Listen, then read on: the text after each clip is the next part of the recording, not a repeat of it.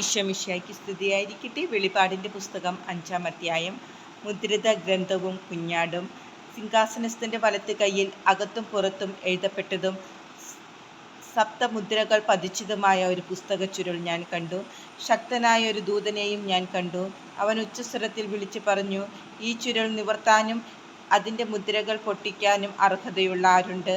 എന്നാൽ സ്വർഗത്തിലോ ഭൂമിയിലോ ഭൂമിക്കടിയിലോ ഉള്ള ആർക്കും ഈ ചുരുൾ നിവർത്താനോ അതിലേക്ക് നോക്കാനോ കഴിഞ്ഞില്ല. ചുരുൾ നിവർത്താനോ അതിലേക്ക് നോക്കാനോ യോഗ്യനായി ആരെയും കണ്ടെത്താത്തതിനാൽ ഞാൻ വളരെയേറെ കരഞ്ഞു. അപ്പോൾ ശ്രേഷ്ഠന്മാരിൽ ഒരാൾ എന്നോട് പറഞ്ഞു, കരയാതിരിക്കൂ. ഇതാ, യൂദാവംശത്തിൽ നിന്നുള്ള സിംഹവും ദാവീദിൻ്റെ വേരുമായവൻ വിജയിച്ചിരിക്കുന്നു. അവന് ചുരുൾ നിവർത്താനും സപ്തമുദ്രകൾ പൊട്ടിക്കാനും കഴിയും. അപ്പോൾ സിംഹാസനത്തിൻ്റെയും 4 ജീവികളുടെയും മധ്യേ ശ്രേഷ്ഠന്മാരുടെ നടുവിൽ കൊല്ലപ്പെട്ടതായി തോന്നുന്ന ഒരു കുഞ്ഞാട് നിൽക്കുന്നത് ഞാൻ കണ്ടു. അവന് 7 കൊമ്പുകളും 7 കണ്ണുകളുമുണ്ട്. ഈ കണ്ണുകൾ ലോകമെമ്പാടും അയക്കപ്പെട്ട ദൈവത്തിൻ്റെ സപ്താത്മാക്കളാണ്.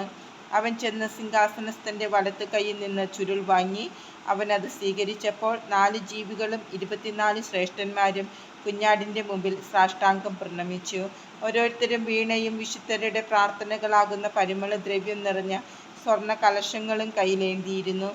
അവർ ഒരു നവ്യഗാനം ആലപിച്ചു. പുസ്തകച്ചുരുൾ സ്വീകരിക്കാനും അതിൻ്റെ മുദ്രകൾ തുറക്കാനും നീ യോഗ്യനാണ്.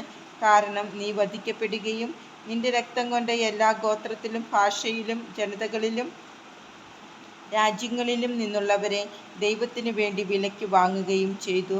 നീ അവരെ നമ്മുടെ ദൈവത്തിന് ഒരു രാജ്യവും പുരോഹിതന്മാരുമാക്കി.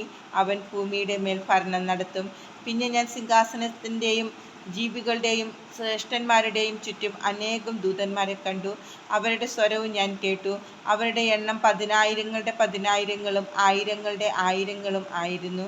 ഉച്ചസ്വരത്തിൽ അവർ ഉദ്ഘോഷിച്ചു, കൊല്ലപ്പെട്ട കുഞ്ഞാട് ശക്തിയും ധനവും ജ്ഞാനവും ആധിപത്യവും ബഹുമാനവും മഹത്വവും സ്തുതിയും സ്വീകരിക്കാൻ യോഗ്യനാണ്.